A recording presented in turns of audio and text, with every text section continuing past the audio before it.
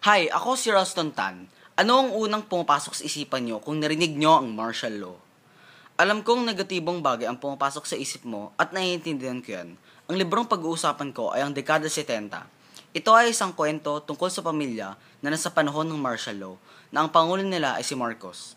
Dahil sa martial law, maraming nagbago kagaya ng pagsasama ng kanilang pamilya. Mas naging malapit ang miyembro ng pamilya sa isa't isa sa mga nangyaring trahedya sa libro, kagaya ng pagkamatay ni Jason. Isa din sa nagpalapit sa kanila ang pagkukulong ni Jules dahil siya ay isang rebelde sa gobyerno. At dahil sa lahat ng pangyayari, sila ay naging bukas sa isa't isa at naiintindihan nila ang mga nararamdaman nila na matagal na nilang tinatago sa kwento. Ang aking pag-uusapan sa vlog na ito ay ang mga stereotipong makikita natin sa dekada 70 at iuugnay ko to sa kasalukuyan.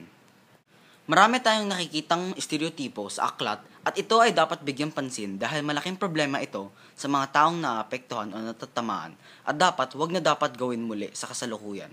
Isa sa stereotipong makikita natin ay ang feminismo.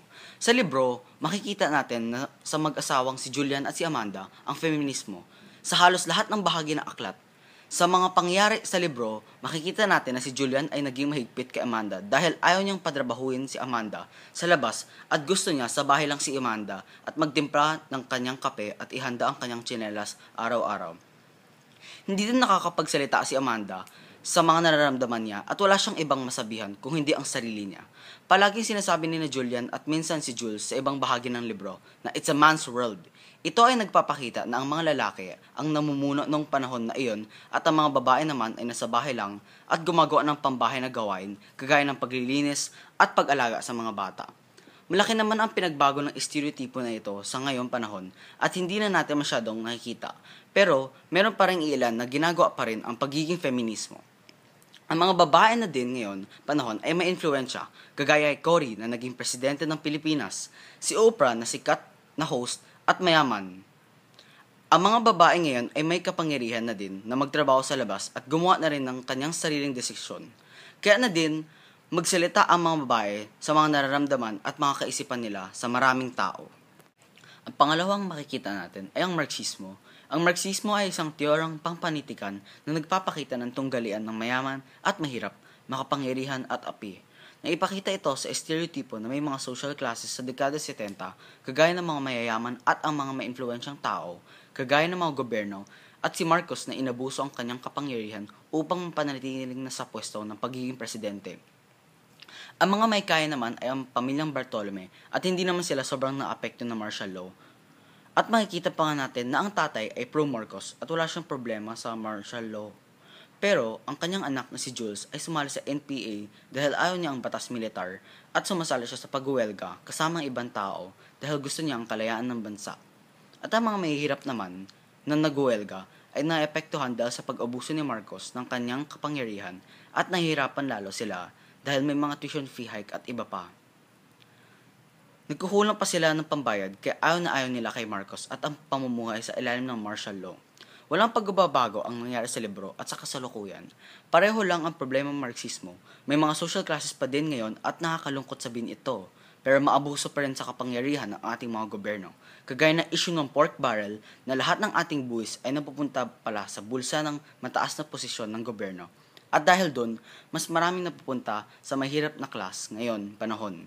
Dahil sa pangungurakot at dapat napunta na lang yun sa ikabubuti ng mga mahihirap.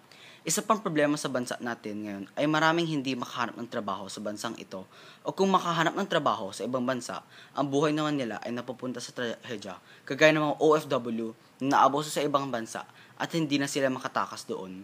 Hindi pa nila masusuporta ang kanilang mga pamilya sa Pilipinas.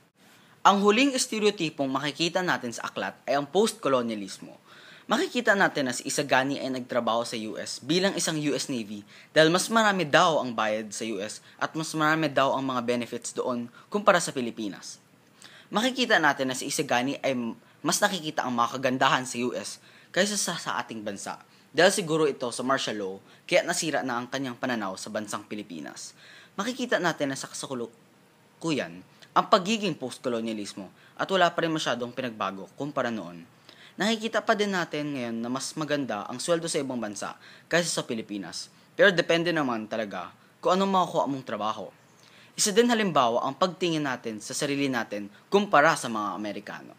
Pag nakakakita tayo ng Amerikano, iniisip natin na mas mataas ang posisyon nila kumpara sa atin at mas dapat respetuhin sila. Ito ay isang negatibong pag-iisip at dapat matanggal na ito sa pananaw ng mga Pilipino. Ang dekada 70 ay nagpakita sa akin ang pag-unlad ng bansa galing sa panahon ng martial law. Napakita sa akin ng librong ito kung gaano kagulo ang mga tao noon dahil sa pagwelga at napupunta sila sa patayan. Nakikita ko ngayon mas wala ng karahasan at mas maayos na ang mga tao ngayon at mas tahimik ang bansa. Mas maayos na din ang mga gobyerno kumpara noon na inabuso ang kapangyarihan sa sobrang lala na paraan na ginawa ang batas militar. Napakagrabe ang panahon ni Marcos at nakikita ko na ang pag-unlad ng bansa ngayon dahil mas matino ang mga miyembro ng gobyerno ngayon, ngunit hindi pa din maiwasan ang pangungurakot ng isang mataas na opisyal ng gobyerno. Pagkatapos kong basahin at panoorin ang dekada 70, namighani ako sa ganda ng mga pangyari at siguradong magugustuhan nyo din ang mga pangyari sa kwento.